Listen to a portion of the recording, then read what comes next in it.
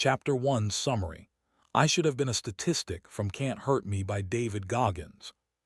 Chapter 1 of Can't Hurt Me, Master Your Mind and Defy the Odds, 2018, sets the foundation for David Goggins' extraordinary life story by diving deep into his harrowing childhood. Titled, I Should Have Been a Statistic, it illustrates how Goggins' early years were marked by extreme poverty, physical and emotional abuse, racism, and family dysfunction, circumstances that statistically should have doomed him to a life of failure, crime, or mediocrity. Instead, this chapter highlights the seeds of resilience that would later propel him to become one of the world's toughest endurance athletes and a retired Navy SEAL. Goggins uses raw, unflinching detail to show how adversity can either break a person or forge an unbreakable mindset, emphasizing that no one is destined to be a statistic if they choose to fight back against their circumstances.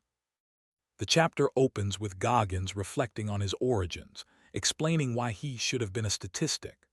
Born in 1975, he grew up in a family where his father, Trunnies Goggins, owned a successful roller rink business called Skateland in Buffalo, New York.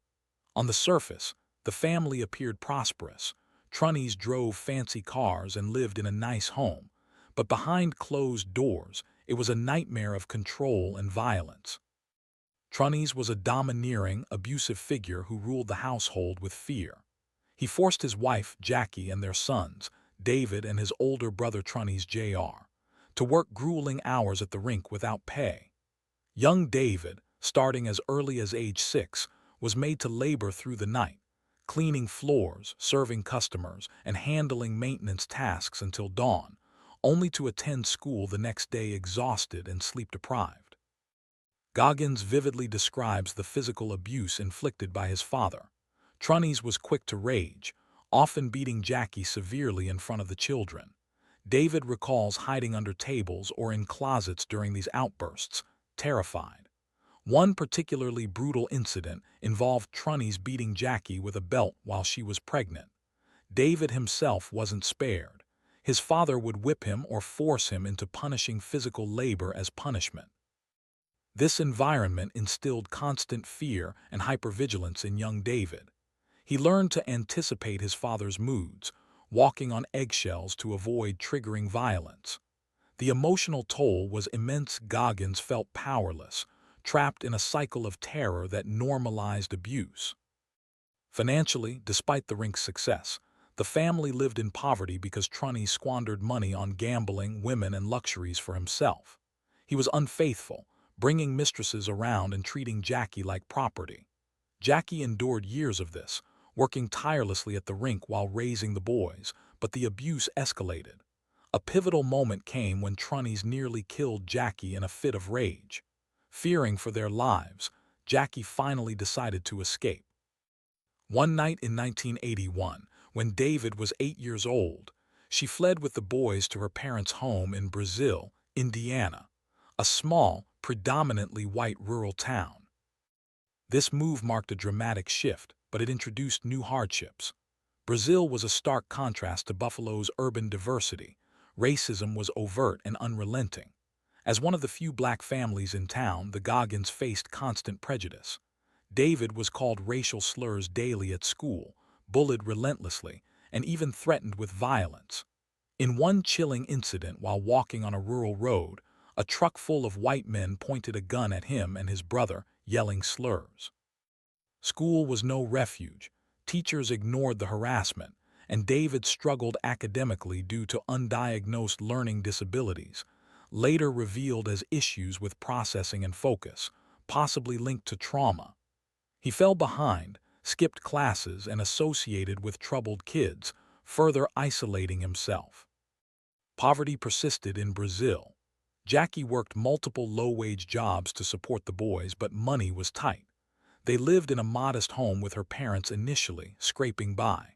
David internalized feelings of worthlessness, anger, and shame. He didn't know how to process the racism or the lingering trauma from his father. The abuse had left deep scars, low self-esteem, fear of authority, and a victim mentality. Goggins admits he became lazy and undisciplined, lying to avoid responsibility, and making excuses for his failures. Yet amid this darkness, subtle glimmers of strength emerge. Even as a child working at Scotland, David showed flashes of endurance, pushing through exhaustion to complete tasks. Escaping his father required courage from his mother, modeling resilience. In Brazil, despite the racism, David occasionally stood up to bullies or found ways to cope, hinting at an inner fire that hadn't fully ignited. The chapter closes with Goggins reflecting on how these experiences could have defined him negatively.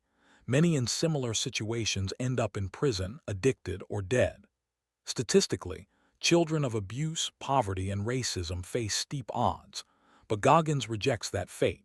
He introduces the core philosophy that will thread through the book.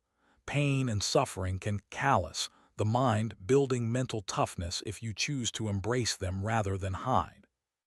This early hell week of life, though it nearly broke him, laid the groundwork for his later transformations.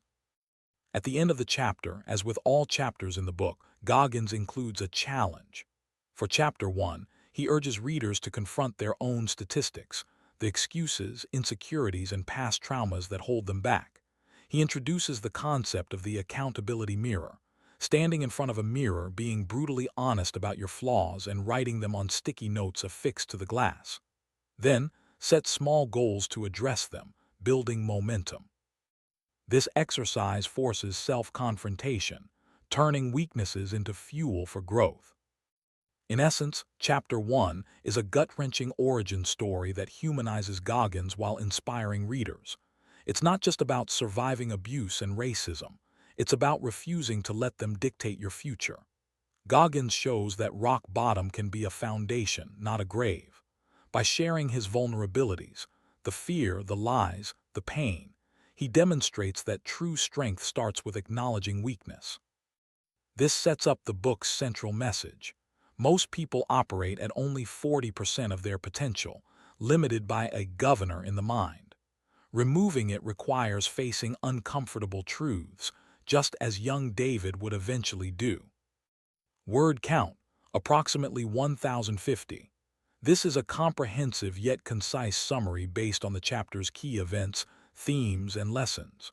The full chapter in the book is intensely personal and graphic, packed with more anecdotes and emotional depth.